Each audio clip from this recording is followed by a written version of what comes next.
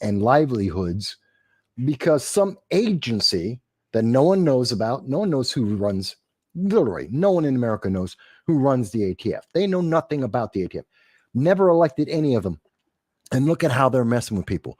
God, And people should mind you, notice that. This change was done with no congressional oversight. Right. It was just one day. Behind the scenes, no congressional oversight.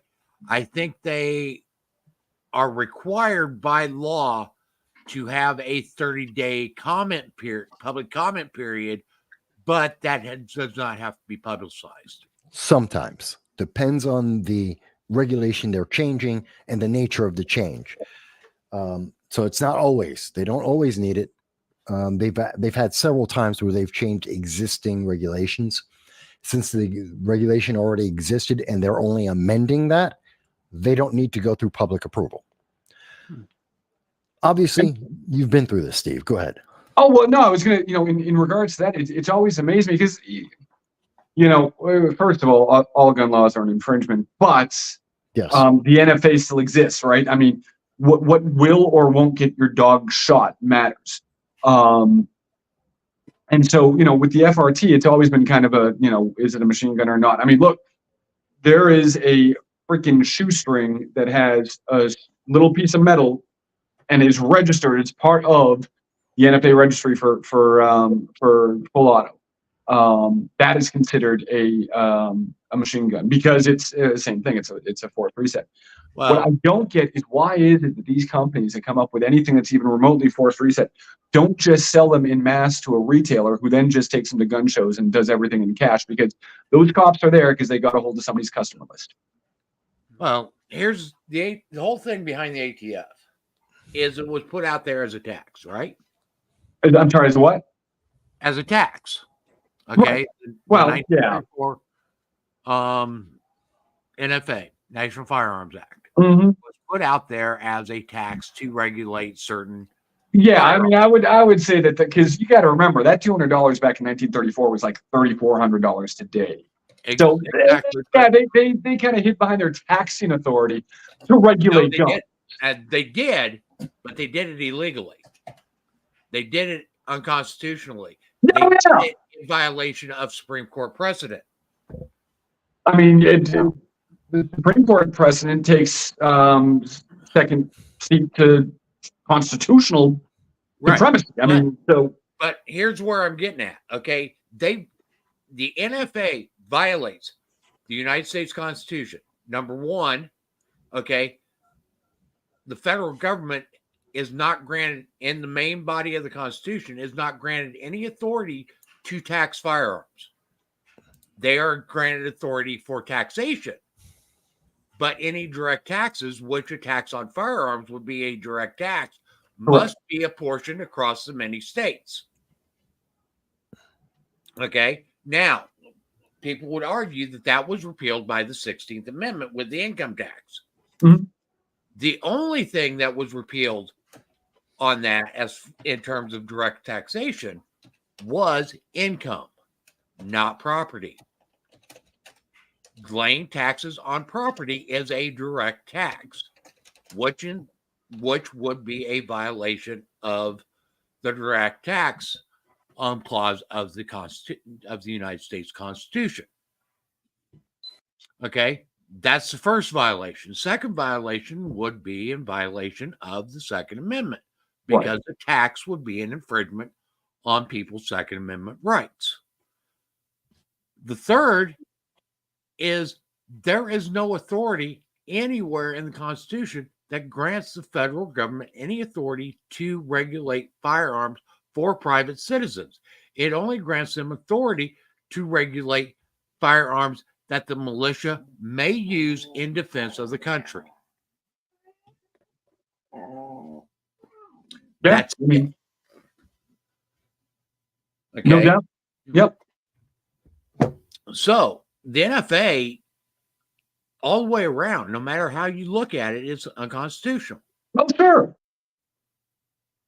Well, absolutely. But I mean, I guess ultimately the question we have to ask ourselves is, okay, so now what? That's it. Okay, it needs to be challenged. Okay, it needs to be challenged. was it Plessy? I think it was the Plessy case.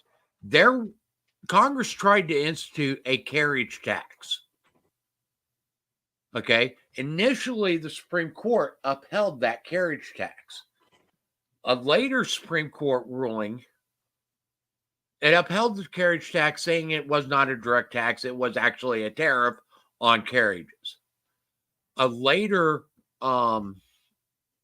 ruling overruled that and said that taxing carriages was a direct tax. And as a direct tax, it must be apportioned among many states. So it held it in, but that carriage tax is being unconstitutional and now the authority of the federal government. This falls along the same lines. Yeah, and I think it also kind of poses an interesting question. That is, can we repeal the Constitution? You know, I mean, so could Congress actually, pass a amendment that repeals the second? Yes. I mean, I would argue no, not without destroying the quote unquote social contract that gave them the power to do that in the first place. In this case, we'd have to start from scratch. The only way that they could, and somewhat legitimately do it, based upon what we have now, is they must call a convention of states, or they must pass an amendment by 2/3. Right. Congress in both houses. Or they can do what they just do now, ignore it. Yeah. Right. Like it doesn't exist anyway. Yeah. Well, let's. Because we're always talking about what they can do, what they can't do, what's legal for them to do, what's not legal for them to do. They do whatever the hell they want to anyway. And then it takes us 7 to 12 years to get it turned around while they use our money to fight us to get our rights back. The rights that they took without our authorization. Well, hang on, Charlie. Yeah. You've been quiet. It looks like you have something that's on your mind about this. Chime in a little bit. So I'm going to come completely. Let me bring this up a little. I'm going to come completely out of left field with this. As we're sitting talking with someone who's making firearms on 3D printers, how do we know anyone's from the government? If you can, it was a big deal back in the, 80s or 90s, I guess it was, when you could go to Kinko's and you could print your own CD label. You could print your own flyers. You could print all of your own stuff. Well, with the advancement of everything, you could totally make some sort of a fake ID and be a bunch of people with your own little homemade leather, badge and a little leather thing and a necklace, and just start knocking on people's doors and telling them you're with the ATF. Who's going to know? Like we start to know each other in the community because we see these people doing this work and see their shows and whatever. But how do we know anyone's from the government? And I'll tell you exactly where this came from. I think it was in 2019, I had some friends of mine that were motorcyclers, and they're like, "Hey, dude, you should get your motorcycle license." I'm like, "Oh, dude, I don't know. Motorcycles seem a little dangerous."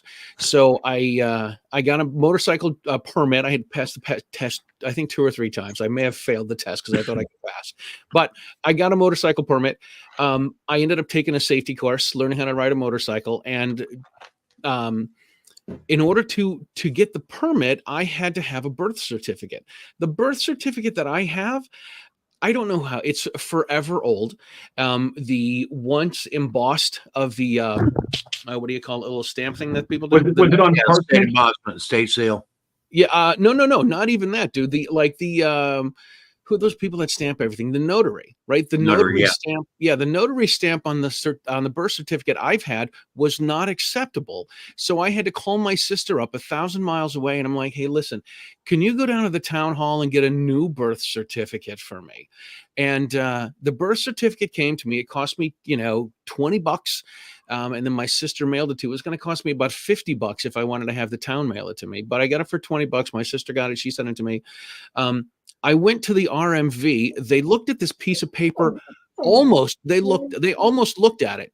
And I'm like, I had to go through all this freaking hassle to get this little piece of paper to show you where I was born and to give you all the information that you already have on my driver's license. Well, There's got to be a place that prints this paper where they buy it from. How come I can't buy it? How come I can't go have some little Chinese kid make a little notary stamp for me and start stamping my own stuff? So why do I have to spend all of this money to get some little piece of paper to show some government lady that doesn't even look at the paper? She just looks to see that it's there. She didn't look at any information. She didn't read the embossing on the notary. Why do I have to get all this crap just to drive a freaking motorcycle? And when I watched that video, I'm like, anybody could be making that stuff. Anybody could make that stuff at their house. You can order all this crap on Vistaprints or, you know, whatever, any of these sorts of things that do all this sort of stuff. People could be just making this crap and being like, hey, how do I know you're from the government? You have nothing other than a little lanyard that you can make at your house to say that you're from the government. I could probably do the same frigging thing. Well, let me. That's a great idea. I'm going to be right back. Okay. And you bring up a lot of very interesting thoughts, and to apply that to what Steve is talking about and what we're talking about in terms of gun control, Second Amendment, and let me, now that Mike has put this up there, or was that you, Frank? Let me mention that we, of course, do not suggest that anyone You could do that. fraudulently create any documentation whatsoever. Obviously, you should go through the legal system. But the reason why we got the system, and the reason why you need to have that specific piece of paper with the specific seal on it, is the same reason why we need to register our guns, or that we need a license from the state. And the reason why they're so upset about ghost guns, and as they like to call them, or printing our own firearms. And the answer to that is, it's the government both getting paid. They need the money. Two, they need to justify all the workers they have, which is part of the pay. And the power of the government is having all the people, middle managers, who are just there to push around pieces of paper, regardless of what that paper says, because they don't really know. But the third thing, I think, is most important of all, because it creates layers of confusion and separation between you and accountable elected officials. And they have the superior position. They get to deny you. They get to tell you, no, you're not doing something that I want you to do. It's a matter of control. And it's the same thing that we see with the Second Amendment as well. It's a matter of control. Let me distance you from your rights, imposing the government officials in place as a blockade, a barrier to your rights, telling you what you can and can do to express your rights.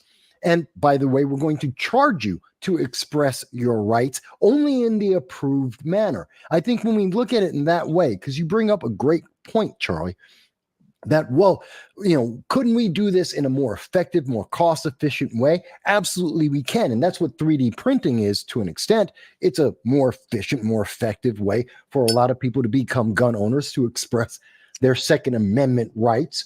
And the government is what's stopping us in that. I should also mention, just for the sticklers out there and for the fact checkers out there, yes, we are aware there are laws about having impersonation of an officer. It is illegal. No one should do that. And there are many fines and prison terms that could be enforced on anyone for trying to impersonate a member of the government or law enforcement official. But does that make sense, Charlie, how with your example and how it matches up with Steve and what we're talking about here? I think it does. But the more I become a gun guy, the more I become a small L libertarian. Like I used to not know where I was politically, but I had certain feelings about things and attitudes about, whatnot. But the more I became a gun guy, the more I'm like, hey, you know what? I think I'm going to go from a small C conservative to a small L libertarian. The more I see the government get involved in all this nonsense and all this paperwork like that you have to go through, it's tiring, it's exhausting, it's ridiculous, and it's stupid. And of course, I'm not encouraging people to do any of this, because when I talk to my friends about this, they're like, yeah, dude, you can't like make your own notary and notarize your own things. You can't do that. Because I'm like, every time I've gone to the bank to have something notarized, they don't keep, I don't know if they keep track of it or they write anything down, or if they have to have some log. They are supposed to have a log. Yeah. Okay. I think I've seen them fill this out one time. I've never seen anyone check to follow up on all of this. It's just it seems more exhausting. And like I said, how do I, if somebody comes knocking on my door with whatever, with the, you know, with the black suits on, with the, you know, the white shirt and the thin black tie, I do, they could be in a ska band. I have no idea if they're from the government, you know? Well, I can understand your fear. And Steve, let me ask you. So you heard my understanding of this, of the two situations. Do you think that sounds accurate to what I was talking about, or is there a little bit something different? Oh no, I mean, there's lots. First of all, I mean, I guess when it comes to our rights and also our responsibilities, Mhm. you know, we have to be ready and willing to exercise both. When it comes to like what Charlie was saying, I mean, you could have the most robust security system in the world, right? I mean, you see these movies where, you know, you've got these, you know, infrared lasers and pressure sensitive and there's temperature gauges so that if the temperature, you know, changes by more than 1 degree. Mission Impossible, yeah. But if you don't turn it on, right? If nobody checks it, right? If nobody's watching the cameras, if there's no system in place to actually keep things, you know, working the way they're supposed to be working, then it doesn't work. And that goes for security measures, right? Like notaries, and those little embossed seals on birth certificates. And it works for the Constitution the same way. So, yeah, I mean, we have to be engaged. And, you know, I look back at earlier generations, you know, the ones that saw the NFA pass or the GCA passed. And I look at, you know, my own generation and the generations that, you know, came immediately before and come immediately after. And, you know, I'd start to think, you know, what will those in the future say about us now? You know, I mean, this is probably one of the most important periods of time in human history. And if we just sit back and, you know, we're passive, then it's going to be written for us. Well, even back with the adoption of the 14th Amendment, okay, which basically, in order to rejoin the Union, the southern states were forced to adopt it. Okay. Right. The 14th Amendment was never actually, without coercion, actually ratified by the states.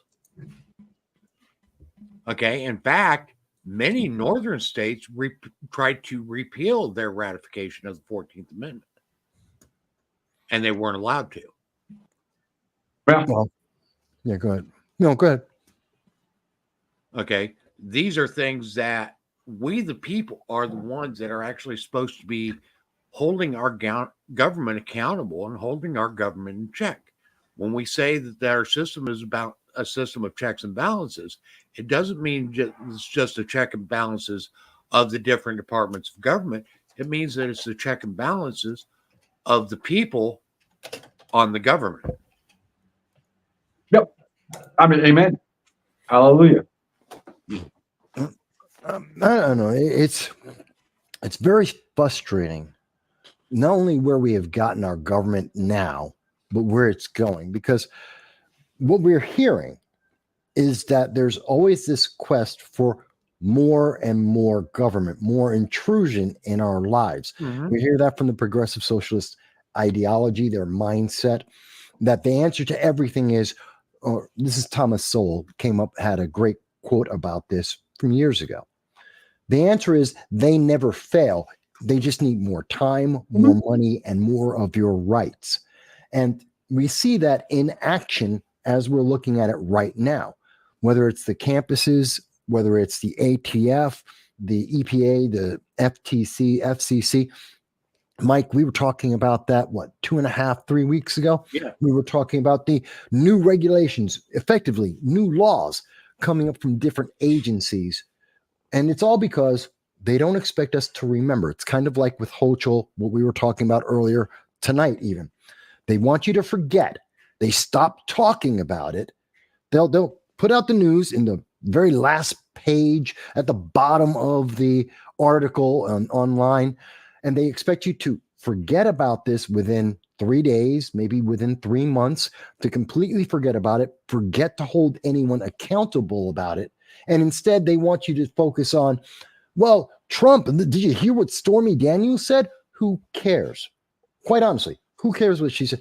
I don't know. Porn actress was involved. And then it's the same thing with Clinton with, with the and blue dress. actually, that kind of backfired. Well, I understand it's backfiring, but the whole idea is that's supposed to be the distraction from what's actually really important, which is what we're talking about.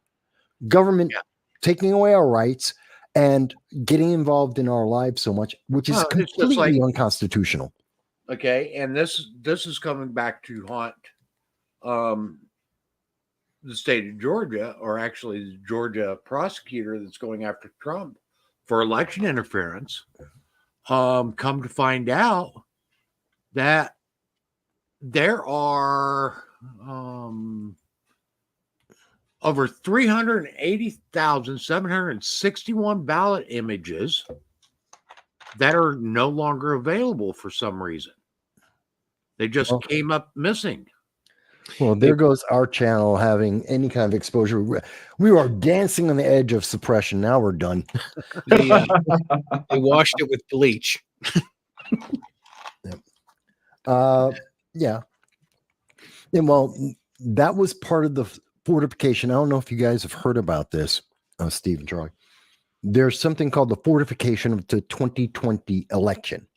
Now, a lot of people may not be familiar with it. It comes from a Newsweek article that came out after the election where there was a shadow cabal. The Time magazine article. Was it Time? I thought it was Newsweek. Yeah, it's Time. It was Time. Okay. Where there's a shadow cabal of individuals in news media, in politics, and private business, especially technology, that came together to basically funnel the public into one way of voting. And they published this article describing the entire process. And it was considered a shadow cabal. This is the fortification. And we see that happening now, where we're not even supposed to talk about. There have been cases in Pennsylvania, Michigan, Wisconsin that have addressed literally what we're talking about. You can't mention it. Just like we're not supposed to mention the Second Amendment, the ATF. We're not supposed to talk about any of the experiences, anything that we've talked about tonight. Literally, these are all taboo subjects. It's very upsetting. Go ahead. What you got up here, Mike? Yeah, this is actually from the Georgia Recorder. Okay, Georgia Oversight Panel ruminates on 2020 election hiccups as 2024 showdown looms. Okay. When They they say got- hiccup, do they mean something that courts have found unconstitutional, as they have in Michigan and in Pennsylvania and in several cases throughout the nation? Well, here's what they've found. Okay. At least 3,075 ballots were double counted. There's at least 3,075 duplicate ballot images. Further down here, the complaint also says that more than 17,000 ballot images that were requested for inspection from 2020 election are missing. And I'm sorry to interrupt, but I mean, this is I read that story and there was one thing that I did not see, and maybe it's located in this story. Okay, if there's 3,700 duplicate images that got mixed in, mistakes happen, I understand. And if they're mistakes, then the probability of those duplicates going one way or the other way should be pretty close to 50-50, right? I mean, there should be just as many Biden as there are Trumps, because the margin was really, really small. Right? Theoretically. Or were they all one way or the other? They won't go into that. They at won't, least- will they? No, not in the mainstream news media, and usually that's something that you'll find buried within the evidentiary of the trials themselves. Right. It's the media again fortifying some of the evidence that's there. You got to dig for it. Well, unfortunately, now there's still no evidence, right, of, Yeah. of election interference or whatever the case may be. Yeah, and let's- they're still trying to say that Trump was trying to influence the election through his trying to get this resolved. All right. Right. All right. Now, first of all, let's not forget. I mean, you talk about cover. Let's not forget that the governor of Georgia has been running cover for that since day one. And this Right. is supposed to be a guy who's of the same party, of the same ilk. He has been he's been like putting up a huge shield the entire time. And nobody ever questions this guy as to, listen, if this is supposed to be the will of the people and you took an oath to uphold the Constitution and respect the will of the people, why are you acting as such a blockade? Listen, these are just legitimate questions we would like some answers to. Why is it so hard to just say, okay, let's have an open investigation and let the chips fall where they may? Why is he, been so reluctant to do so when this is a Republican governor of the state? And as far as election interference, does anybody remember when Trump first trounced Hillary? And Armed, I believe, is the correct verb. yeah, and prior to the vote being certified, you had like this 1 hour long video put out by all of the Hollywood stars and starlets, and they were all begging and pleading that the Republicans Electors do the right thing and cast their votes for do Hillary. the right thing. You electors, we respect you. We love you. We need you to preserve our democracy. Can't you just change your vote? How come none of these sons of bitches have been brought up on election interference? Because they're on the side. Is that a rhetorical question? Yeah. Look, you got Trump, right? You have Trump, and he says, listen, at the time I'm president of the United States, I know 79 million people voted this way. I don't know for sure if 81 million people voted the other way. I know for sure. Yeah, I But know. go on. How is it possible that he's committing election interference when what he's doing is say, listen, it's not about me being the president, it's about making sure that the vote is respected. I need to ensure the fact that the will of the people who actually put us here is observed. Why is that not the argument rather than, well, I have to make sure that, that I won the election? No, it's not about I won the election. Is I need to make sure that the will of the people is respected by the election by making sure that it's open and true and legal.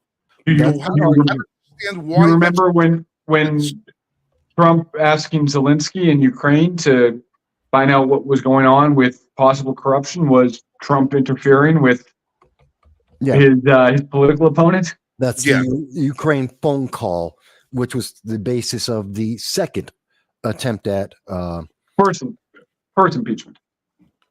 I thought that was the second. No, one. the second one came after he was out of office for January 6th. Oh, right. They did it the other way. Okay. Sorry, I have it memorized in the other way around. With I'll all tell you- with all these with all of these charges against him, it's tough to keep him straight. It really is, That's and there's going to be All the more. impeachments, we have to number the impeachments for God's sakes. Oh yeah, we have- and there's we have- going to be more. We have a guy here. Lori was watching a show the other night. I forgot what show he was on. He's a guy was at January 6th. He labels himself as an independent journalist. He's a blogger. He's just out there blogging the events of January 6th. And at one point or another, he got involved when they were pushing through one of the doors. He stood in the doorway with his hands up and tried to hold people back from going into the Capitol. And he's on video that they show from the Capitol Hill police department, from all the security videos inside there, from video that was taken from other people with their phones and everything else. This is a guy who's standing there trying to hold people back and saying, this is not the right thing to do. Please don't do this. Stop doing what you're doing. The crowd pushed him into the building by like 20 feet or so and pushed him out of their way as they just walked up their hallway. And standing right there is a bunch of Capitol Hill cops. And he's asking the Capitol Hill cops, why aren't you doing anything to prevent this? Why aren't you stopping this? And then he doesn't get an answer and he leaves. He's facing 5 to 7. Well, again, that's about punishment. It's not about him. It's like with many of these issues that we're talking about today, we're seeing it's about the imaging, the messaging, the imaging that is being put out to the American people. Certain stories are downplayed and we're supposed to forget. Other ones we're supposed to remember, but specifically remember it from a very unique perspective that has a political benefit. And that's the problem. That's what we're seeing with J6. I mean, look at they put out 5 minutes of video versus 4,000 that we have seen released, which entirely changed the context of what everyone knew about January 6th. And there's another 36,000 hours of video that we still have yet to receive that we're supposed to get. We have, I don't know how many times we have every time there's a supposed mass shooting in America, we get a very specific, literally within 5 minutes, we get a slew of messages from all the mainstream news media with a very specific bias. And we're told about these thousands upon thousands of mass shootings that are happening in America that don't exist. That's not real. And why no one counts it that way, except when there's another mass shooting. And then we hear about all these hundreds of others events that have never happened because no one told us about it. It doesn't exist. It's all made up. It's about perception. And that perception's important because to answer, I think, Steve, you asked about how they're able to keep doing this. It's that they've been sold this idea that the only one, the existing, predominantly the existing members of Congress are the only ones who are trying to help you. They're the only ones who are trying to fix the problem. And you have to reelect them because anyone else will not solve the problem. But this is the exact same promise we have been hearing every 2 years for the last 40 years for these exact same people. Well, right. And actually, I'm curious, Frank, you said he was looking at 5 to 7 years. Do you know what the charges were for? Was it for interference with an official false flag operation by the government? Because technically, by stopping people from coming in, I mean, if he stopped Ray Epps, then it's possible that he interfered with government operation. I don't exactly know the specific charges that he was in, but I know a culmination thereof would, if convicted on all counts and sentenced to the maximums, would be between 5 and 7. I know your facetiousness, I understand, but I just laugh. I mean, it's mad. It's mad. It's not even a matter of there being any prosecutorial judgment being used. There's not. It's like every single opportunity they have to make somebody into another symbol of why you don't go against us, why you don't. It's a boot stomping on a human face forever. Yeah, is what it is. It's past the point. I was walking around with Laura the other day. We were in a store, and this creature comes walking through, 6 feet tall, long brown hair, boobs, a dingle dangle, and whatever the hell else, a shirt that says Free Palestine, a bumper sticker on the backpack that says, coexist with the rainbow flag and all the rest of the silly stuff. And I just looked at her and I was standing there. I didn't want to walk around, so I'm just sitting there reading the news on my phone. I looked at her, I said, I said, listen, hon, don't take this personally, but do you mind if when we go home tonight, I pray for the meteor? You guys can we just pray for the friggin' meteor already? Just Right. one fell swoop, get it done, Get it over hit with. it, be done with it. 4.5 billion years is plenty of time. Plenty of time, and we've obviously not gotten it right yet. Yeah, look, I mean, you've got to be the meteor that you want to see in the world. You can sit around praying for it, or you can be that wrecking ball. Well, Yeah. like I said, I just keep saying I always keep looking behind me, and I'm like, just waiting for the call. just waiting for the call. But no. So, I mean, I'm not sure what time you guys are going to cut loose, but Frank, I certainly appreciate the opportunity to talk about some of the things we've done in the past. I do want to mention some of the things we are looking forward to do in the future. Yeah, we have Sure. to figure out what we can do and what I can put up on my YouTube channel because well, nothing fun. I mean, channel got me 2 strikes. what you brought. We do want to we want to get some of these guns in people's hands so they can actually shoot them. So I know like Jordan and Rob, Jordan Monroe of JSD and Rob Pincus of Avidity Arms et al. Do their makers match every year. We actually kind of the next thing on the calendar. I don't have a hard date yet. Once again, I've got to nail down the insurance, but we want to do a 3D print shoot. So just kind of invite everybody to, anybody and everybody to come on out and shoot a bunch of the stuff and, put some lead down range and bring some steel and just have some fun. So that will be coming up, and hopefully I'll have the opportunity to come on here and tell you all about it so that your North Carolina peeps have the opportunity to get out this way and join us. Well, hopefully the weekend following NRA, I can get out by the farm. I've got a concealed carry fast that weekend.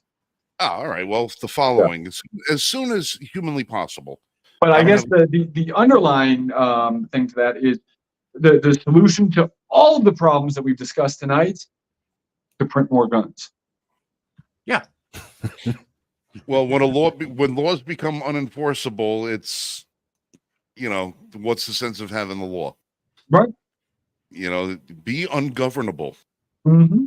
Charlie, have you fired a printed gun? I have not fired a printed gun.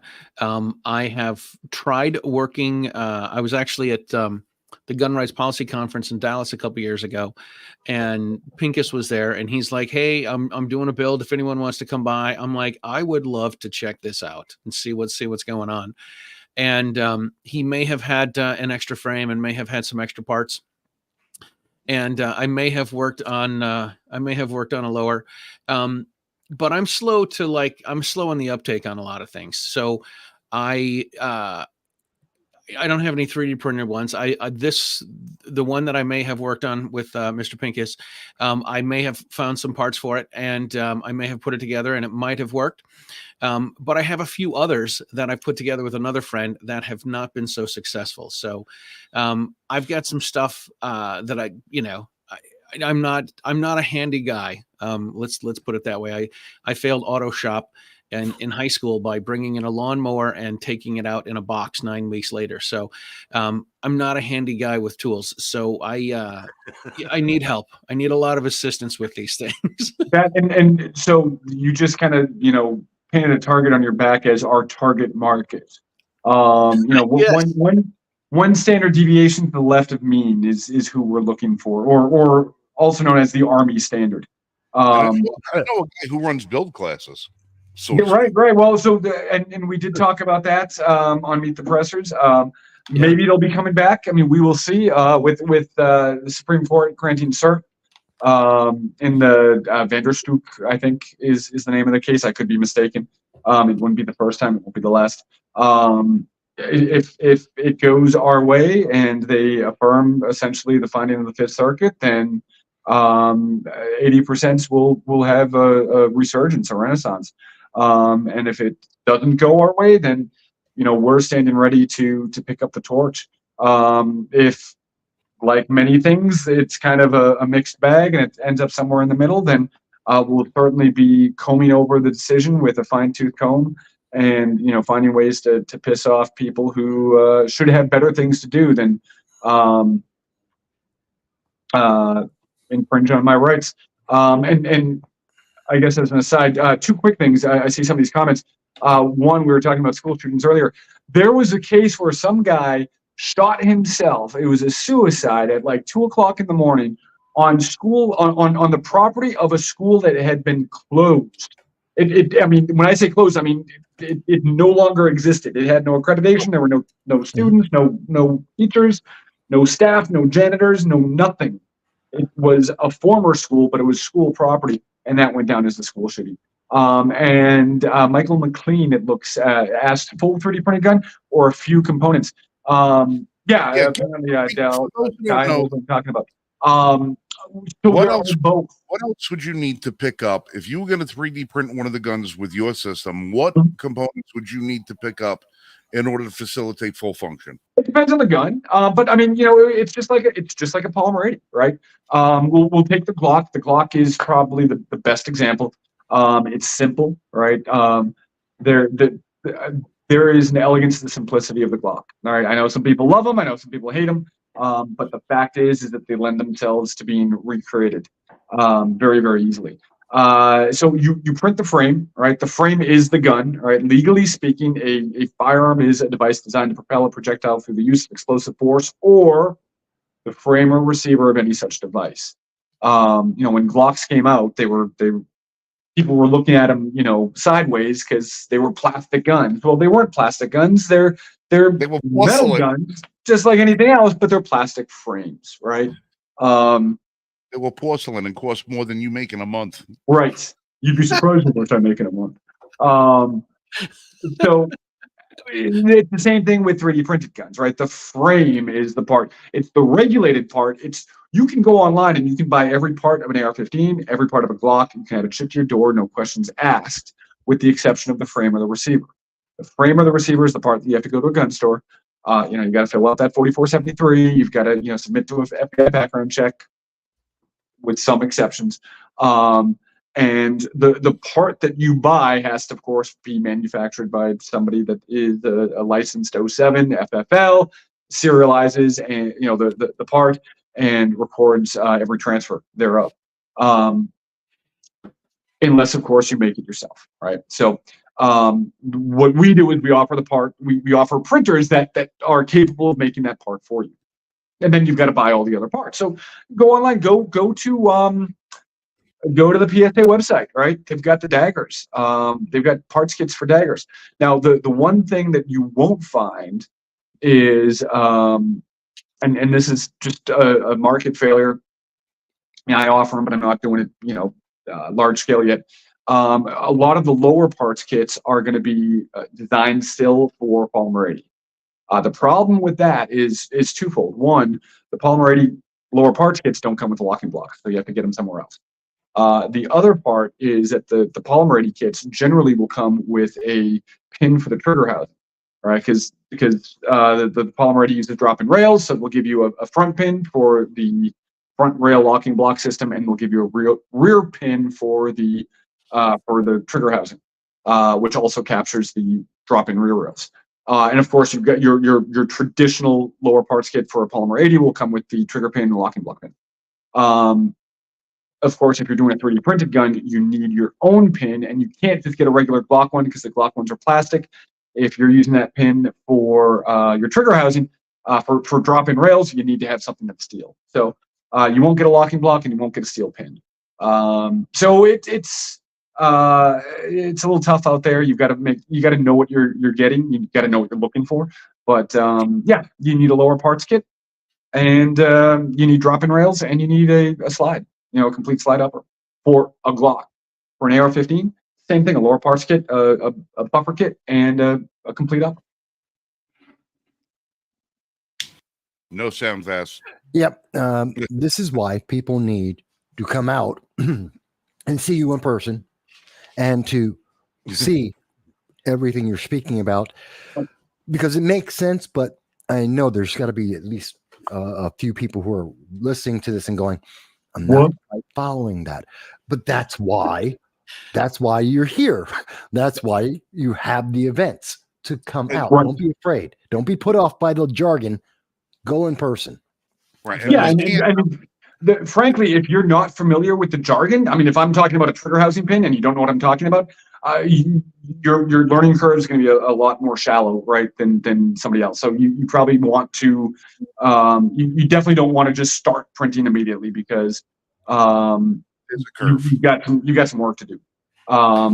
There's nothing more frustrating, and I've gone through it. I mean, it has been a frustrating process. Since I began. I've been certified as a Glock armorer twice. I just most recently in 2023 got my advanced certification. Most people don't have that. And I know exactly what it's like to not have it because for the first 40 years of my life, I didn't. So it's not insurmountable to no, go no, from no. Glocks are new- very, very simple. But if you don't know what you're talking about, then trying to just jump in. And one of the things that we need to do is, I mean, there's for Polymer 80, there was lots of great resources out there. But everything kind of, got put on hold because of this frame and receiver rule. And we saw an opportunity to get into 3D printing at that time, to pivot and to do that. But yeah, so no, I mean, there is the onus is in part on us to provide that support, because just providing the hardware or just providing the software isn't going to cut it. You have to have that follow-on support to be able to get people across the finish line and to be able to do it safely. I mean, we have a responsibility to this industry, right, and to this to the movement to make sure that there's a standard, right, of excellence as we bring more people into it, and that we're not sending people out there with unsafe guns. And just real quick to answer one of the questions that I see in the comments, I did do machining before I started 3D printing. When I started all of this, I got I took I think a 6 or an 8 month course in machining, basic machining, mills and lathes. Nothing too special. No CNC. I'd love to do some CNC, but I haven't done that yet. I've done obviously I've done my own 3D printing. I've done welding, and I've done machining. Charlie, let me ask you something. Amongst your audience, do you see, because if we're listening to the way the media likes to spin it, there is a massive tsunami of individuals who are printing their own firearms. And this is, of course, the leading reason, if you're listening to the media, if you're listening to certain anti-2A advocates like Ted Lieu out of California, like Cheryl Jackson Lee out of Texas, then you would think that everyone is now printing their own firearms and they're out there using them in ways that they don't like. But I would believe, and perhaps you're familiar with this, that it's actually such a small number of people. That's one of the reasons why the FBI doesn't even count the number of so-called, quote, ghost guns that are involved in any crime in America, because it's literally a handful a year. But what have people been saying to you about this? So I think I only know a handful of people that, like a small handful of people that have made their own, P80s. And I had the interest in doing it myself because I kind of like the thought of the government doesn't know about it, right? The state of Massachusetts doesn't know that I may or may have not have one of these, which I dig. I got to tell you, as a guy that's not the handy guy, I was going to say this a couple minutes ago, Vaz. When you were talking about the people that are challenged. I'm like, dude, I'm right here. You don't have to talk about me, man. Like, right? Steve's listing off all these parts. I'm like, oh yeah, the blocking rail. I remember that. It looks just like the one that's in the. No, it's not the one that's in the front. That's the one in the back. And which one's the 3 millimeter? Which one's the 3 centimeter? The 4 centimeter? Dude, I have no idea. Charlie, don't feel bad. Every week. That's me. I'm the politics guy. I know laws. I know politics. that's my realm of forte. And when we get into the, and I can fire a firearm, of course, but when we get into the Guns are that nitty-gritty, way. that's what these two guys are for. Because I Guns sit are there and that I just way. go, I'm Constitution. I'm guns. Nice. Frank I is love it. all Man. I guns. love it. Well, and I earlier had talked about that 501c3 nonprofit that I'd stood up when COVID hit and everything shut down. I had to kind of rethink my strategy with that. I had created a new class for it, and I was going to launch that. I ran into some other issues that unfortunately stymied my efforts, but we're now at a point where I've got my free gun zone out of the way. That's been kind of, the albatross around my neck for so long. I just wanted to, get out there and do it and get it done.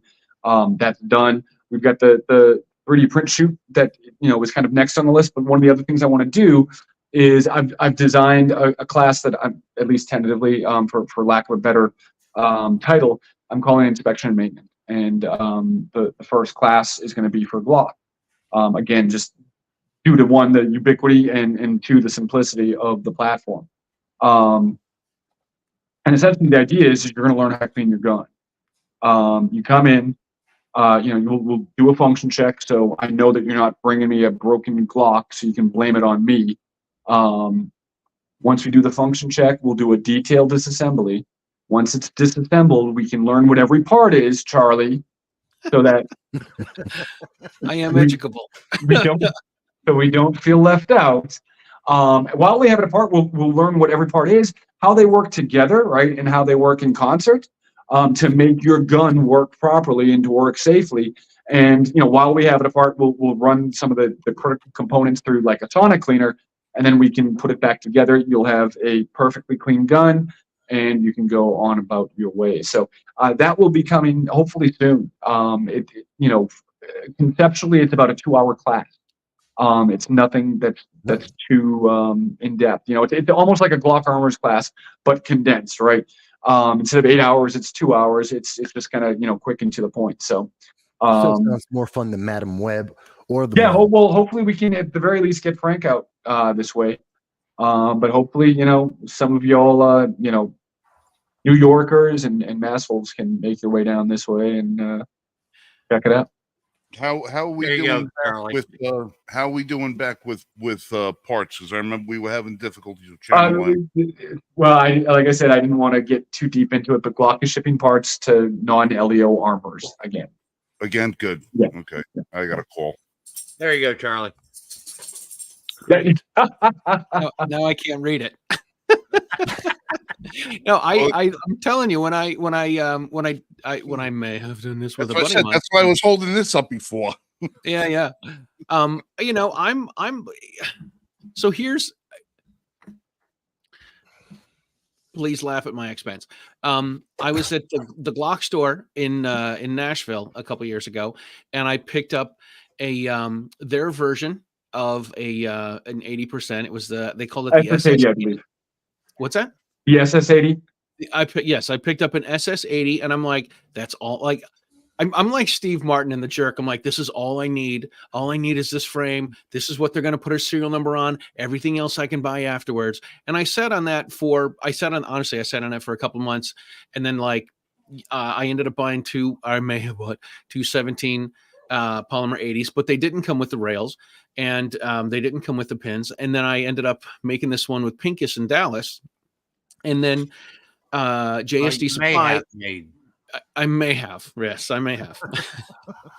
And then JSD Supply may have had a big sale, and I may have bought slides and uppers, and I'm like, okay, good. I have this stuff now. I may have to get a lower parts kit, and I've been collecting I may have been collecting all this stuff, and then I needed to get jigs, and so I got a polymer 80 jig for the 43 that I bought in Nashville, but the frames weren't exactly the same, right? Like there was a little bit longer beaver tail on the SS80, so I'm like, what am I gonna do?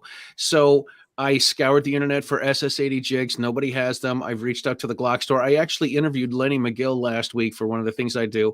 And I was talking to his guy and I'm like, any chance you guys have a jig for a 43? Because I could really use one.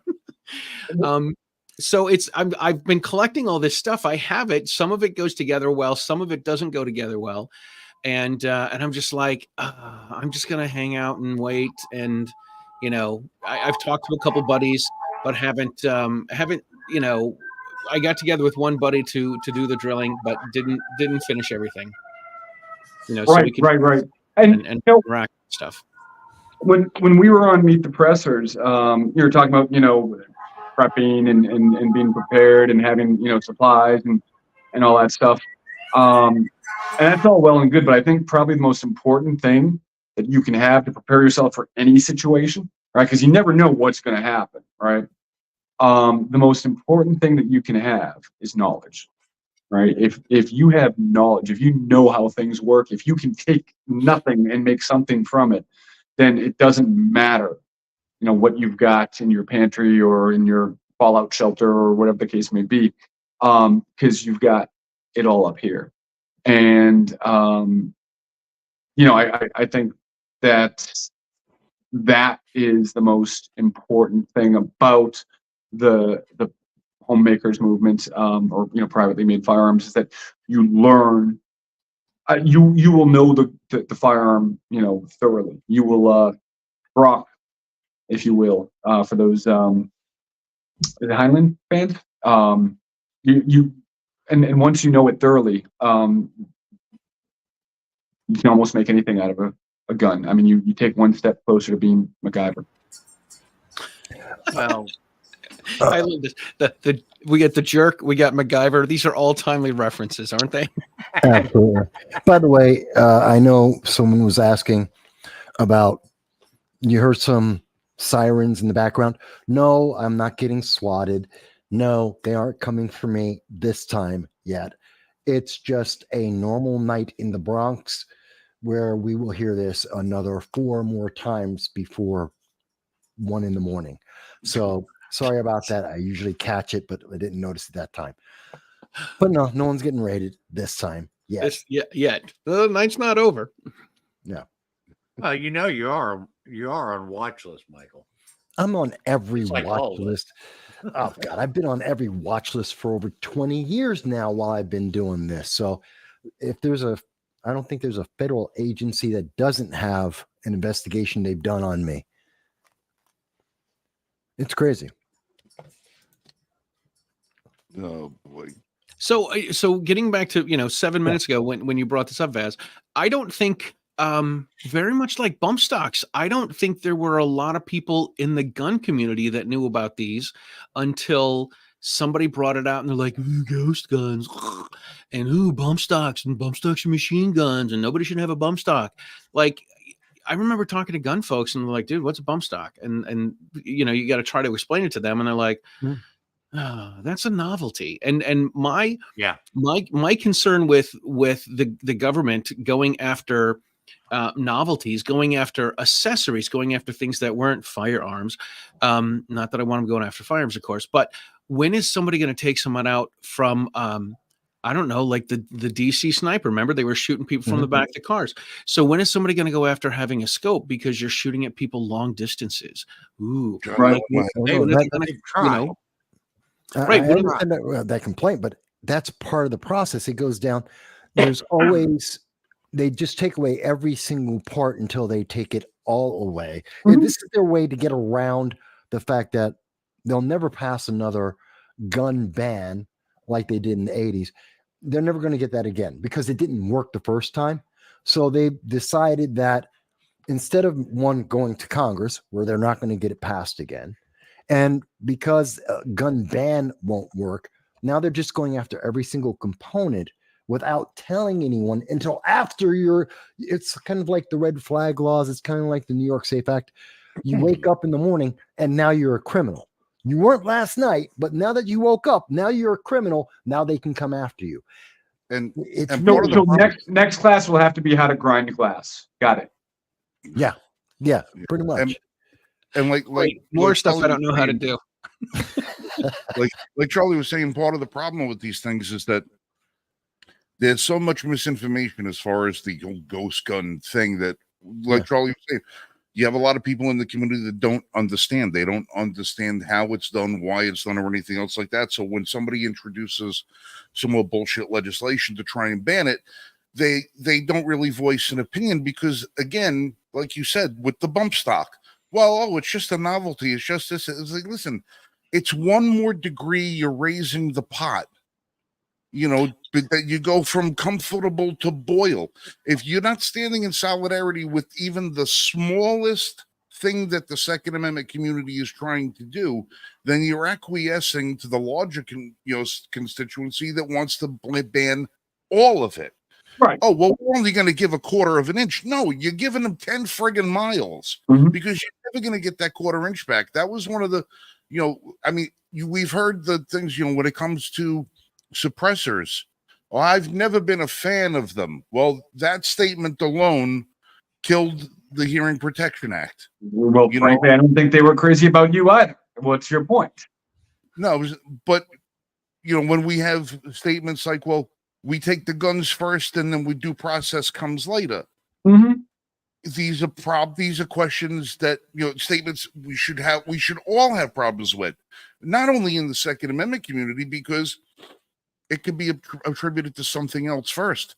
Well, we'll take your speech first and then deal with due process. We'll take your property first and then deal with due process. We'll take your life first and then we'll deal with due process. Yeah, you have life insurance, right? Right. Everything that they come after with us in the Second Amendment community, they use as a laboratory to see how far they can push the rest of our rights and how much they can take from anything else. If the Second Amendment community was staunch and steadfast from the beginning and they said, no, we're not paying a tax so we could buy the kind of guns that you're not supposed to be regulating. We're not going to, have to worry about a certificate so we can put a suppressor on our firearms so we don't blow our friggin' eardrums out. Maybe I want my barrel on my rifle to be a little shorter than Bob's over there. Maybe I want to be able to fire more than 2 rounds at a time, in succession. Maybe it's not for you to decide. If the people had to resolve back then, we wouldn't see so many things going on today like what we do now with well, you're going to go to jail because of what you said. What you said was hateful. What you said somebody was insulted by was somebody. You see what's his face up in Canada is doing? Trudeau. What, Trudeau? Fidel Castro Jr., his Trudeau. son's doing up there. They have this bullshit law up there about what you say on social media about how you can be prosecuted for hate speech, right? Now they're passing it where they can retroactively go back to the beginning of the internet and now charge you with something that you said before that was even a law. So before there were hate speech legislation, when you were still free to speak your mind, regardless of who you insulted or who you got pissed off, now they're going to go back and charge you for things you said 10 years ago. And that is an outright violation of the Constitution because but again, post facto laws are not. But again, what do they care Right. about the Constitution and how they can ignore it? Because it's going to take 10 to 12 years, and in Canada, longer to challenge it. This is what you're talking about is very similar to when the millennials go back and watch Seinfeld and they're like, "This is offensive. How could this pass? We just accepted it as TV. It was comedy. It was funny. It was we knew it was a joke. We knew it wasn't serious. We knew that they really, they didn't have bad feelings about Indians and the Puerto Rican Day Parade and all this other stuff. We knew it was a joke. We knew it wasn't serious. It was just TV. It was just entertainment. And you can change the channel and watch something else. You have the freedom to not watch things. You have the freedom to not do these things. You have that freedom. Like, you don't have to watch cable. I got rid of my cable in 2011. I've had Netflix and I'm pissed that it's over $15 now. It'll be Could you more. imagine if This guy was on TV today. Archie Who Bunker. is- That's Archie Bunker. Archie Bunker. Yeah. Nice, nice. But You know, if I wasn't making 3D printers, I would want to make a documentary called Blazing Saddles Rebooted. And it's not actually it's not actually a reboot of the movie. It would just be a documentary about how you couldn't make it again. well, no, because we've got so many regulations. We have indoctrination at Right. such a deep level nowadays. It affects everything. And in fact, that kind of brings me to nope, here it is. This comment from 2A for New York. The comment is, all of the great Second Amendment minds, why do we always find ourselves on defense? Now, and I want to answer it. Here's my answer to that. You guys can tell me what you think, but I think you'll see how this all connects. Our Second Amendment rights are a God-given right. It is a birthright. It's not given by the government. It is not regulated. Well, it's being regulated by the government, but as written and as intended, this is our birthright. Therefore, it's not something that we have to ask permission for, nor is it something that we have to assert, not in the United States. If you go to other countries, absolutely, you have to beg for it. You have to fight for it. You have to try and gain that right from a government that could take it at any moment, or a UN that could take it from you. But in the United States, it's absolute. We already have this right. So we don't have to be loud about it. The people who are trying to take it away from us, that are searching for different ways that they can micromanage our lives to pick apart piece by piece. You can't have a bump stock. You can't print your own. The government has to regulate it. You can only have this style of firearm only on these days. We're going to limit the number of bullets and ammo that you can have. They're attacking us, and they're very vocal about it because it is an absolute right. And because, and that's why it feels like we're always on defense, because we're not, but we always feel like we're on defense is because we don't have to fight. This isn't a fight that we necessarily should even be having. Well, We have the right. And as you just mentioned, Charlie, you have a right, they have a right to not be armed if they don't want to. right. But if I was, I bet you that woman in the Bronx that we just heard about yesterday, that was attacked, choked, she was raped, and that woman, I bet, would feel a little bit different about having a way to protect herself that would equalize the weight, the height, the differences that exist. Well, And I guess here's, this is the way I see here's it. one of the reasons why we find ourselves on the defense all the time is because you will never get a politician to pass a law that would allow them to be held accountable, i.e., they will not pass a law that states if they violate the Constitution, they can be removed from office or they can be imprisoned, et cetera, et cetera, et cetera. The only way that we would actually be able to get on the offensive is if we get lower echelon governments to start enacting laws that would hold higher levels of government accountable. Right?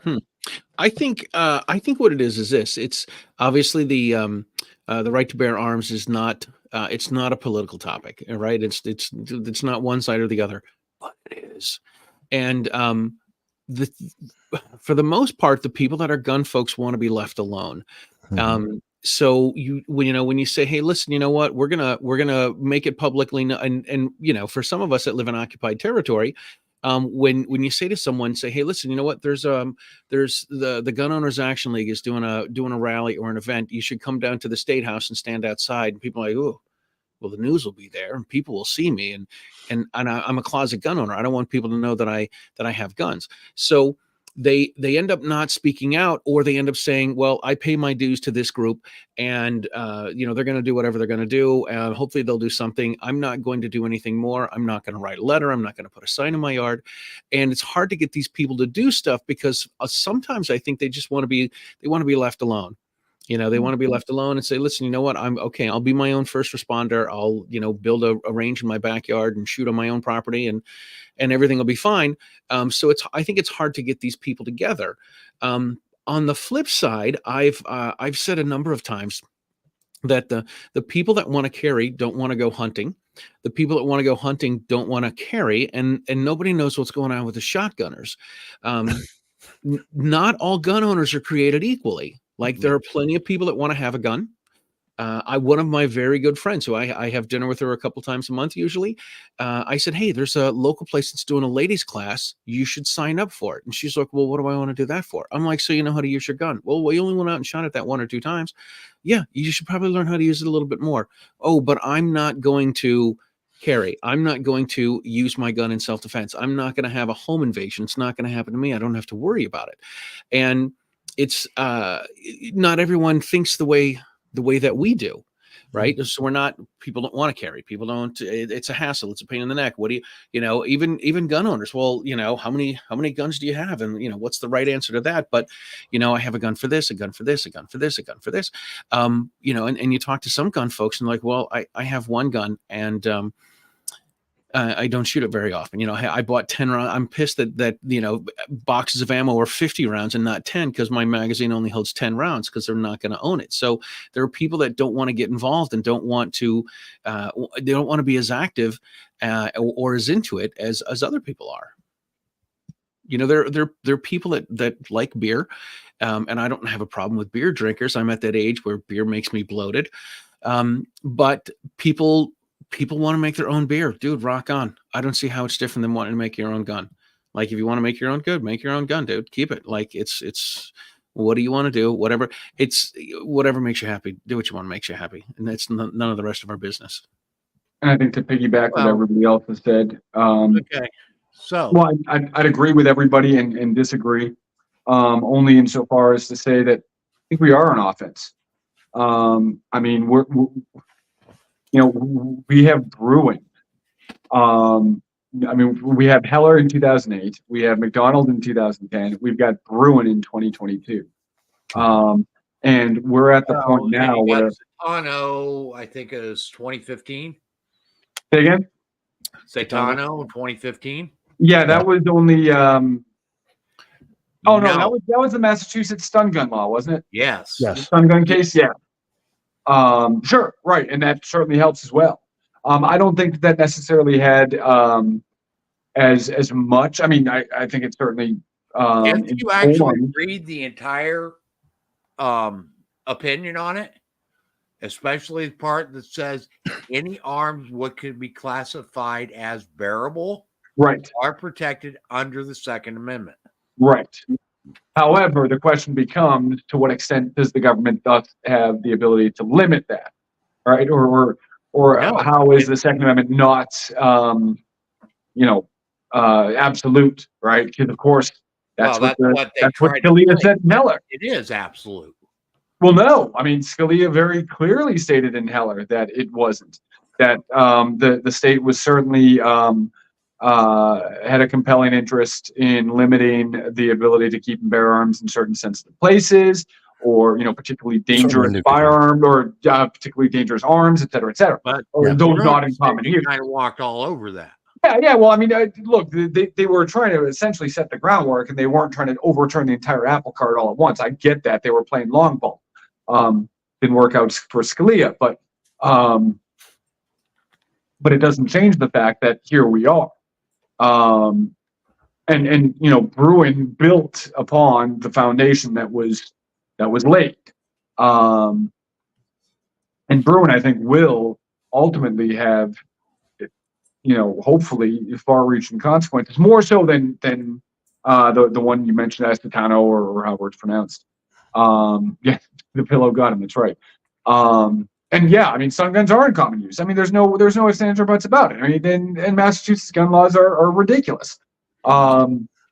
But I think now that we have the precedent, the test set forth in Bruin, I think everything comes under the microscope, and the microscope of essentially strict scrutiny. So I think we're in a whole new world. I think that unfortunately the wheels of justice turn slowly, especially when it's coming, when it's, constitutional justice.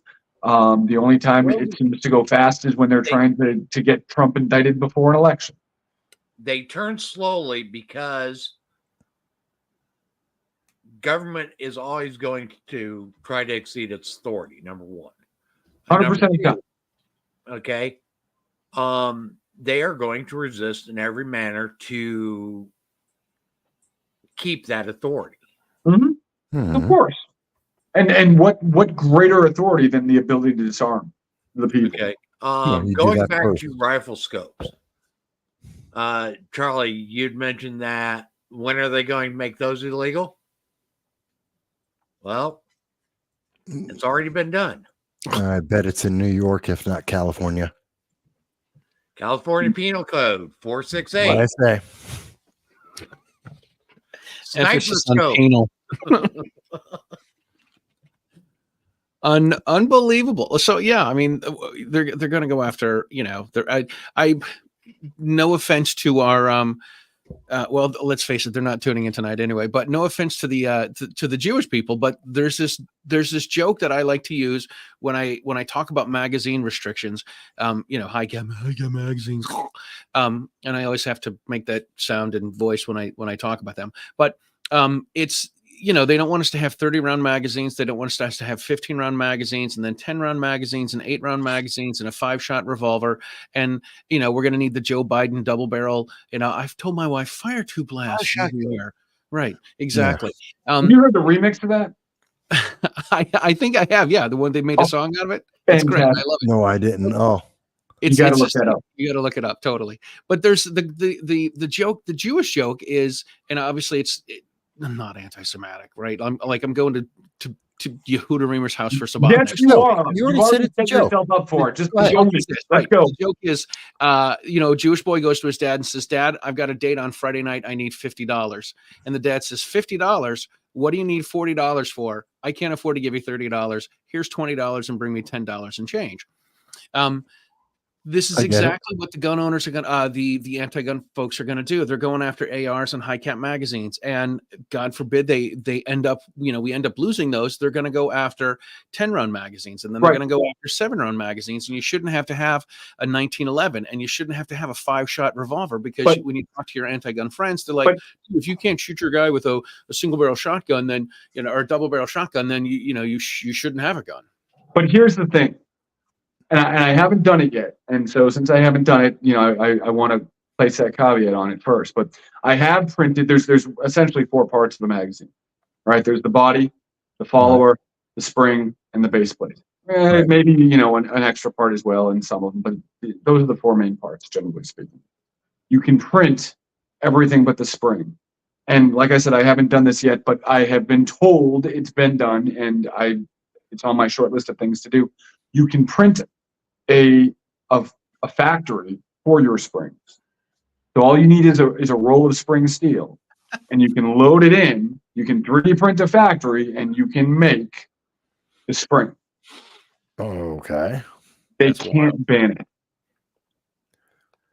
It's not about, but again, it's not about the ban, and we know that because look at what happened with New York with Governor Hochul, our favorite person today.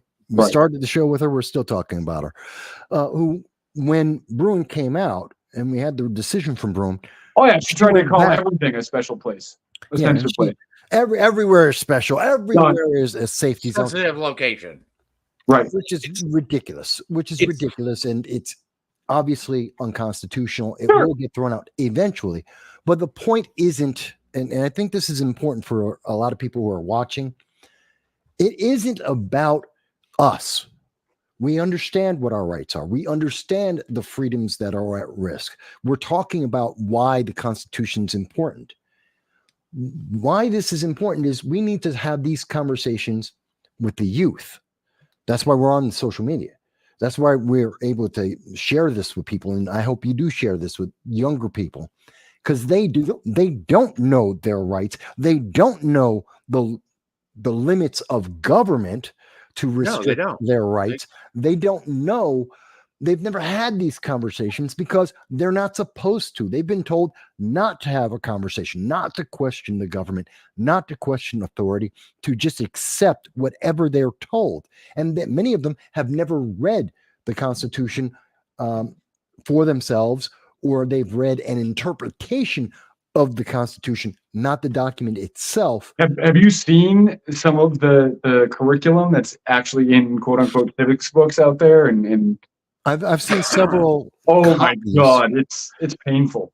Yeah, I've seen a couple of copies is. in a few states that have said, in particular about the Second Amendment, that it's a lawful. It's for specifically for hunting and recreation. Or That was for in- militia or whatever. that was it in, is. Illinois and California, Yeah. where Did you they've actually done video that. last couple days ago that Thomas Massey got into it with Jerry the Penguin Nadler. Yeah, I saw that. Nadler reads.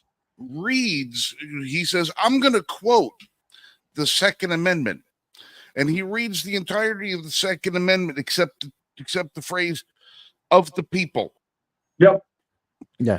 And missed Massey, that. Major edit. the right of the people. That part he leaves out. He went right. He says the right of the militia.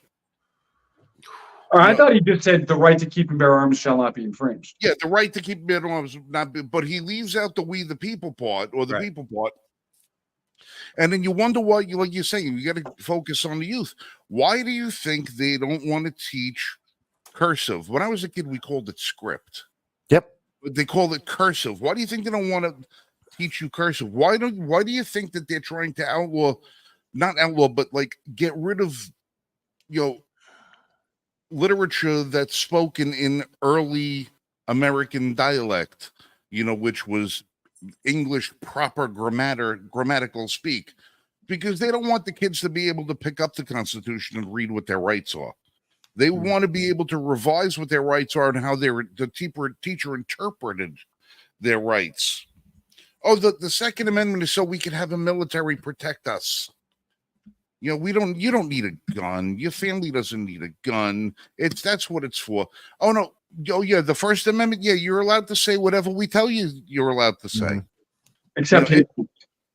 Yeah, Right. You it's can't say hate speech. Right. You can't yell fire in a theater unless there's a fire in a theater. Right. Exactly. And we've had Um, discussions on that. And actually one of the interesting things about, well, especially, going back to the Second Amendment is, right, the militia, saying that it's strictly for the militia, or that, it's for the government to have a military. And it's completely, I mean, you've got to be historically illiterate to believe that. Well, yeah, um, you do. Because Okay, it- well, Because Well, they if want you don't know why we had a Bill of Rights, why that was a prerequisite for ratification of the Constitution by the Anti-Federalists, then I guess you could buy that line. I got a quick question. Okay. For those that believe that the Second Amendment is only for the military, why the hell would the government need a specialized amendment to have a military? Right. Well, and I mean, again, why would that be a prerequisite in the Bill of Rights? well. The Anti-Federalists were afraid of a central government, and they Well- wanted to clearly list the rights that the government could not infringe on. Well, So why here's would they think that the government has the right to regulate a militia? Well, here's the question that you want to ask the anti-gunners when they ask you a question and they talk about the guns are for the military, and it's not.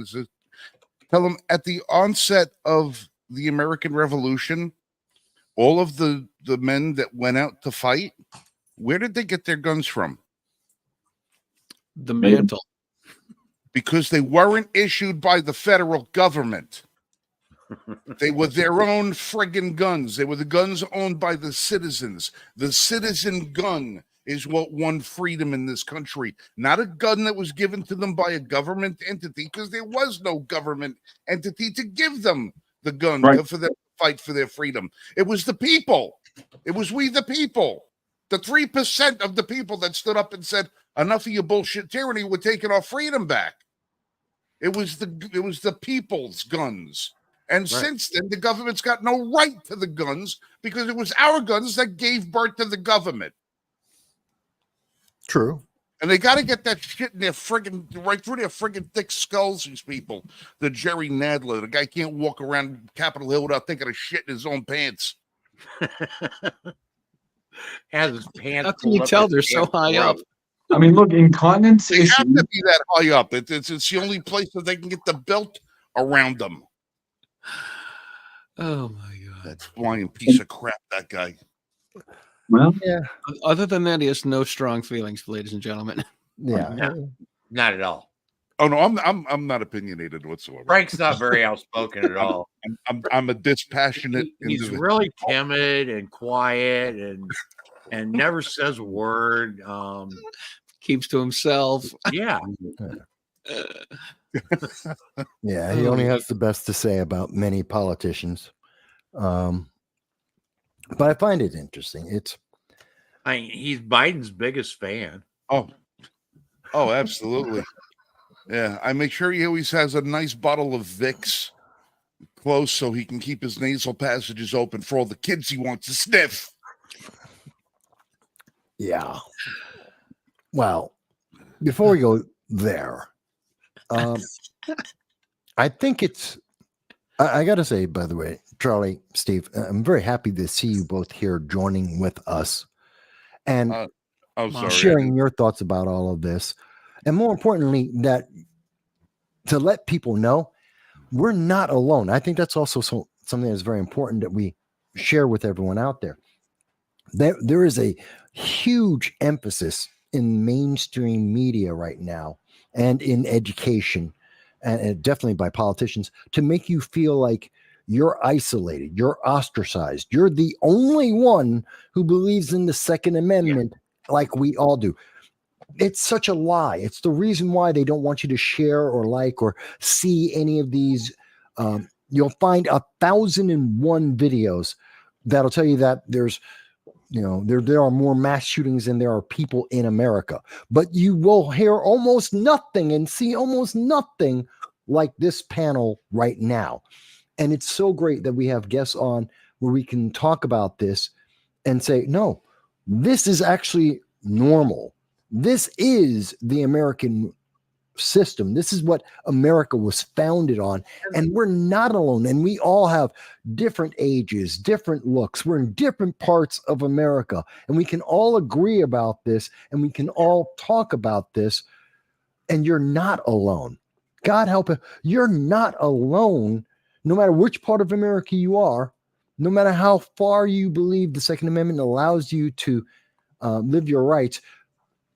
Democrat, Republican, don't care. Independent, libertarian, doesn't matter. We all have these rights, and it's so important, and it's so great to have different people on with us to let people know you're not alone. And we've always had a standing invitation. If you do not agree with our viewpoints, you are more than welcome to come on the show and present your side. We've always had that standing invitation. No matter which side of the aisle you're on, who you are, you're welcome on our show. And we'll have a open dialogue. That's the whole point, is to have and start conversations. It's the whole point of this live stream. Yep. And we've had no takers yet. We've had people jump into the comment section, leave their troll remarks from behind their keyboard like little cowardly peasants, but none of them have the balls to come on and actually formulate a debate because they can't. They are not arguing from a position of strength. Because when your position is to take people's rights away and our position is to expand upon those rights so more people have them, you're on the losing side of the argument. You're already on the losing side of the argument. It's not, gun owners, they look at us like we are some dangerous set of lunatics. And, well, number one, if you're not dangerous, you're useless. Everyone should know how to be dangerous. Okay, that's number one. Whether you're a lunatic, that's another thing. But gun owners understand that when you restrict the rights and you restrict the rights of people to protect themselves, you are taking away their ability to protect the rest of their rights. We are always looking to expand upon those rights, expand the base so more people could understand what freedom is and enjoy their freedom to express themselves, to go to the schools they want, to live where they want, to do the things that they want, to live life to the fullest. You can't do that if you're always going to worry about being repressed by your government. And the only way that they'll be able to do that to the people en masse is to take our firearms away from us. And we're not going to let that happen. You know, it's just not going to happen. And they think that we're crazy for that. It's not a matter of crazy. It's not just our rights we're fighting for. It's yours as well. Because the day may come, you might find you need one of these. And if you've already gambled your rights away, you know, in favor of a check from the government, you know, who's the citizen and who's the subject? And that's it. Okay. And I've brought this up before. Okay. The people are sovereign over any form of government in this country. Okay. Whether that be your local government, your state government, or the federal government, the people have the sovereignty over their government. They are the sovereign. Okay. States are sovereign over the federal government. That's what people keep forgetting. Everybody thinks that the federal government's the one with all the power and control. No, that's not the way it's supposed to be. That's never the way it was intended. Yeah. Well, it's coming up on 10:56. We've been at this for about 2 hours now. I think it's almost time that we call it into the stream. If you guys want to keep going, that's fine. But I am exhausted.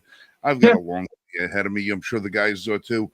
Bozic, do me a favor. Give everybody the information on where they can go to get the lowdown on what you're doing and how to get your products in. You know, I'm going to be, I've got to update my website. It's a little bit chaotic right now, but all my contact info is there. So you can still find me at barearms.com. The adjective, not the verb. It's at BAREARMS.com. And just shoot me an email. I still get mostly spam. So if it's a real email, I'll actually reply to you. You've also got my phone number, so you can shoot me a text as well. Yeah, it's awesome. Or give Charles, me a call. I mean, whatever. Yep, there we are. Yeah, I've got to clean it up a little bit. I think I'm going to get. You know, I've been doing the online. You know, the shopping cart sort of deal, and it's such a pain in the neck. I don't know if you ever run one, but I've recently opened a. When I started all this, I started with a local bank because I had already been operation choke pointed, you know, left and right. I finally broke down and got a Bank of America, so I can now do Cash App and stuff like that. So I think I'm going to be switching to that. So you're going to see some changes to come to the website soon. But absolutely, definitely, 100% hit me up. And you know, if you're interested in something, one of our products or some of our training, we'd be happy to help you out. awesome. And you and I are gonna be getting together soon to do some test firing and see how durable some of that. Yes, I've been working on the FGC9. It is definitely a different animal. It is, if you're not familiar with the FGC9 is, go and Google it. But I mean, there's literally no commercial counterpart. So you're building pretty much from scratch, and with 3D printed parts and rudimentary parts. It's a challenge, but I've just about got it there. So yeah, we'll be good to go. Spaces as soon as it's ready to go. I still have all my fingers. So as far as durability, Pincus said that he got 1,000 rounds out of that frame. Out of his what? Out of his FGC9? Out of that handgun frame that he. Okay. Yeah, I saw that he just blew one up. I mean, and 1,000's good. I mean, the minimum standard is that you get more rounds out of it than it takes to print another one. You and I we have to make up the gun from In the Line of Fire that Malkovich had. Yeah. and see if that thing actually will work. Oh, we could absolutely make that work. Absolutely. It would have to be a little bit different, but All right. um, Charlie, give us a lowdown on the show, brother. All right. So I have a YouTube channel where I interview people in the car as we drive around the country and talk about gun stuff. You can find it on writingshotgunwithcharlie.com. You can subscribe to the YouTube channel. You can listen to the show in podcast form. I also repurpose shows for Armed Lifestyle magazine. And the column I write for that is called Writing Shotgun with Charlie, where I go back and revisit some previous guests, and I do a new interview with them. I am. You can find the show on AmmoLand, and I also write articles for News 2A, and that's a website out of New Jersey that they asked me to write some articles. So I wrote some stuff about Massachusetts and a couple of other things here and there. So I know I need to write a little bit more often. But yeah, that's what Writing Shotgun with Charlie is. Thank you guys so much for having me on. I really appreciate this. Charlie, are you going to be out in Dallas next week? I am. Yes. Excellent. I am. Write down booth 9260. No, you're gonna have to text it to me, bud. All right. Who is it for? Yeah, because as of next week, if those of you don't know, next week is the first LaPierre-less NRA annual meeting, and we're sure it's going to be a barn burner of sorts. I will be out there doing my usual meet and greet, running the floor, doing my interviews, trying to figure out what the hell's going on in the industry. And I'm also going to be over in the 5150 booth with Optimum Parts Company, helping rep their new Osiris rifle, which last summer I had the opportunity to take out over, I think, 1,100 yards. Which it's this gun is going to be going out for King of the 2 Mile soon. Extraordinary firearms being brought out by 5150, and I'm going to be in their booth repping with them. We're going to have a lot of fun. We understand we might also be having a couple of big name people stopping by the booth. So if you buy, you might score an interview with somebody that, or at least a picture with somebody that you would be good for PR purposes. But with that, I'm going to say goodnight to you guys. Marshall, Vass, bring us out. All right. Well, folks, we always appreciate whenever you take the time to listen to us as we talk about the issues that are affecting everyone across this nation and, of course, around the world as well, because we lead by the example. Our freedom is their desire. This is the goal they're trying to reach. And we thank you for joining us every week, every Friday at 9 p.m. for the Liberty First Foundation and with No Sound Bites Allowed to speak with you and hear your input about all of these issues. It's not just about the Second Amendment, although that's a big issue we talk about every week.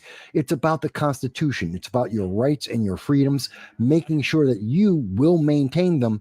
And the only way we can do that is when we speak up, when we have our voices heard. You have to go out and vote, but you also have to be informed. That's why we're here. And we hope that you'll come back every Friday at 9 p.m. to check us out, to look at all of the channels and everyone who's been here today, to listen to them about the issues, the aspects of the issues that you find important, because you matter. Your vote matters. And if you think they don't, what do you think they're spending billions upon billions of dollars for every election year? Because you do matter, and they know it. But Mike Marshall, go right ahead. So, folks, we're here. We do appreciate everybody that's in the chat. We appreciate Charlie and Steve coming on the show tonight. We're always open to having guests onto our show. If you want to be on, just let us know. You can let us know through our website, or you can get a hold of either Frank or I on YouTube or on Facebook or any other of social media platforms that are out there. You can find us on our website at l1f.us. And there you can find various articles that we've written and stuff that we have done over the years. Okay. Also, while you're there, you can actually stop in and join through our membership drive promotion. Okay. And right there, you can fill out simple form, and $15 a year will help us get the word out to a wider audience. The whole thing is we are about educating people, and the more that we can reach, more people we can reach, the more people we can educate about what their rights are. And if you don't want to become a member of the Liberty First Foundation, great, so be it. Do us another favor. Help us get the word out by liking, sharing, commenting, and subscribing to our show. Find out when we're on. Okay. Join in on the chat. That all helps us to get the word out, to get the message out that we are a constitutional republic. And that is a very important thing. Our government is accountable to the Constitution, not to the whims that they wish to pass. Okay. Marbury versus Madison. Any law that is repugnant to the Constitution is null and void. Period. Okay. That's what we need to remember. Until we, the people, start holding our government accountable, they're going to keep encroaching upon our rights. We're here every Friday night, 9 p.m. Eastern time. We would love to have you in the audience. We are, like I said, we're here every week. If you want to be on the show, just let us know. Thank you, everybody. All right. And that's it. We're signing off. Everybody have a good night. Be safe. Shoot straight. We love you.